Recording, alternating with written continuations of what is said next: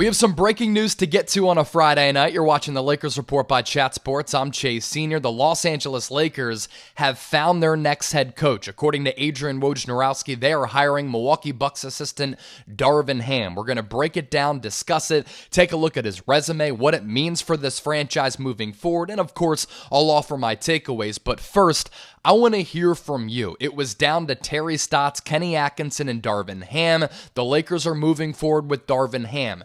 Do you like the hire? I want you to grade it for me in the comment section because I want to gauge where this fan base is at.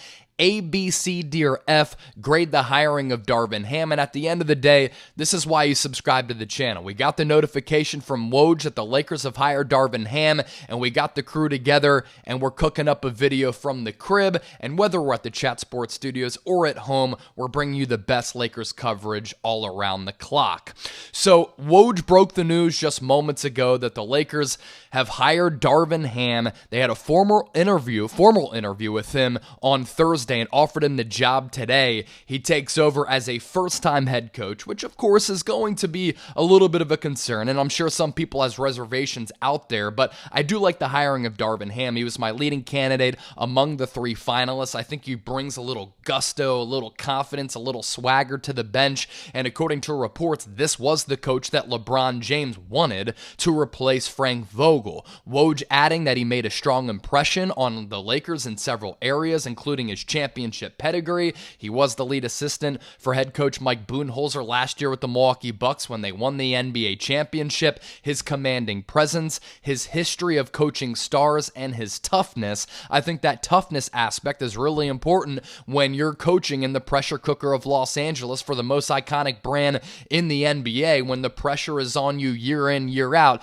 to compete for championships. Woj also saying that Ham is going to start assembling a staff which is expected to include head coaching experience. So I'm fascinated to see which head coaches Ham could hire to be on his staff to try to get the Lakers back on track. As for how long the contract is going to be for Darvin Ham, as the dog is right behind me, it is going to be a 4-year deal. But of course, if it doesn't work out right away, he is going to be on a short leash because, as I talked about, the pressure is always on the Lakers to compete for championships in the immediacy of the moment, in the present moment, right away. And the same can be said for Darvin Ham, especially when you have an expensive roster that right now features LeBron James, Anthony Davis, as well as Russell Westbrook. So the finalists, it was down to Stotts, Atkinson, Ham. Ham was my favorite candidate because I like that he has playing experience. He played in the NBA and internationally for a long time, and he's really had to go about his coaching career in impressive fashion for me because he had to start off on the low rung of the ladder, and he's been able to climb his way up over time. He's 48 years old, does have familiarity with this market, with this fan base, with this organization, and with this team because he was an assistant coach with the Los Angeles Lakers back when Kobe Bryant was still in his prime from 2011 to 2013. Before we continue to look at the resume for Ham, your level of confidence that the Lakers are going to get it right this offseason so that they can get back to hoisting Larry O'Brien trophies, scale it for me from 1 to 100. I want to hear from all of you in the comment section right now. So as a player, Darvin Ham went to Otero Junior College, 92 and 93. Then he transferred to Texas Tech, where he played from 1993 to 96 and really had an impressive college career. It was not enough to get him drafted, though, so he went undrafted in 1996. He got his professional career started with the Denver Nuggets in 96-97, spent part of 97 with the Indiana Pacers, the following year with the Washington Wizards, and then in 1999, he was actually out of the NBA, so he had to carve a role with a team outside of the NBA circle, and then he got back into the league, played with the Milwaukee Bucks 99 to 2002, 2002 with the Atlanta Hawks, 02 to 03, the Detroit Pistons from 03 to 05, and then he spent some time with a couple of teams that you've really never heard of. Talk and Text Phone Pals in 2006, the Albuquerque Thunderbirds 2007, 2008, and then he ended his playing career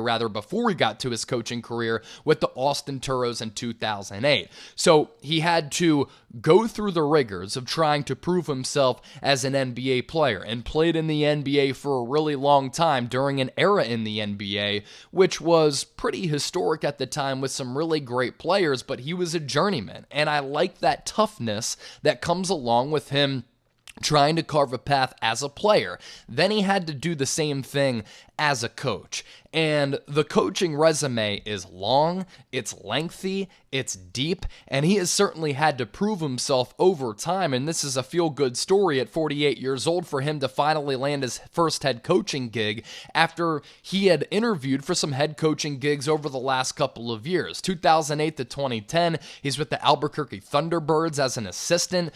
2010, 2011, he's with the New Mexico Thunderbirds, and then he finally gets his big break in the NBA with the Los Angeles Lakers from 2011 to 2013, with the Atlanta Hawks under Mike Budenholzer for a really long time, 2013 to 2018, and he followed Budenholzer from the Hawks to the Milwaukee Bucks, where he has been from 2018 up until now, and now he becomes the head coach of the Los Angeles Lakers. Won a championship as a player back in 2004 when he was with the Detroit Pistons with Rip Hamilton and Ben Wallace, Rasheed Wallace, Tyshawn Prince, some really, really good players at that time, and then won a championship as a head coach with Milwaukee in 2021. He's going to have his work cut out for him. There's no doubt about that. This is a Lakers team that had a disastrous campaign last year, and they didn't fulfill or reach any expectations. This is Cruz, by the way, watching Cruz over the weekend from my boy Matthew Peterson,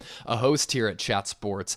But this is a monumental offseason for Los Angeles, and there are certainly some roster questions that they do need to answer here. Last year's season, it was a disaster to epic proportions. The Russell Westbrook trade didn't work out. LeBron James was injured. Anthony Davis barely played. They had the oldest roster in the history of the NBA. They were bad defensively.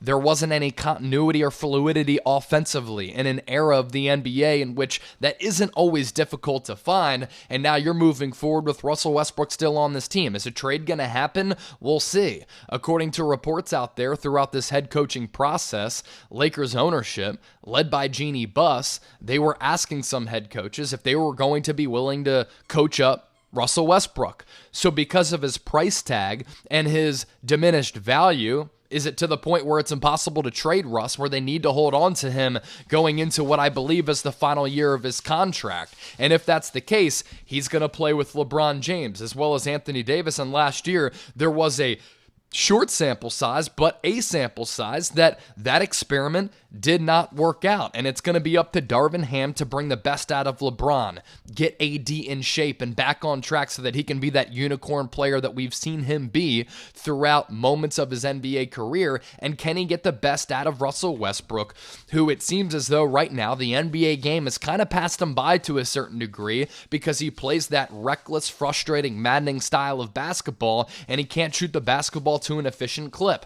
Outside of that, a bunch of free agents on this team, and Darvin Ham collectively is going to work with Rob Pelinka and ownership to try to put together a roster that makes a lot more sense than the roster did last year. So I'm fascinated to see how all this plays out. According to reports, the Lakers had wanted Doc Rivers. Looks as though he's going to stay put with the Philadelphia 76ers, and the Lakers now moving forward with Darvin Ham, a guy who brings young energy, brings a little gusto, a little bit of swagger. He's dealt with stars. He's won a championship as a player, won a championship as a head coach, and now he has a tall task of trying to get the Lakers back on track, competing for championships once again in a loaded Western Conference and an NBA talent pool that is talent rich right now from top to bottom, because the product this past year really, really was as good as it's been in recent years. So Darvin Ham hired as the next head coach of the Los Angeles Lakers to replace Frank Vogel, grade the higher for me, A, B, C, D, or F. And thank you so much for watching today's show. We, of course, keep you up to date with all of the latest Lakers news and rumors right here on the Lakers Report.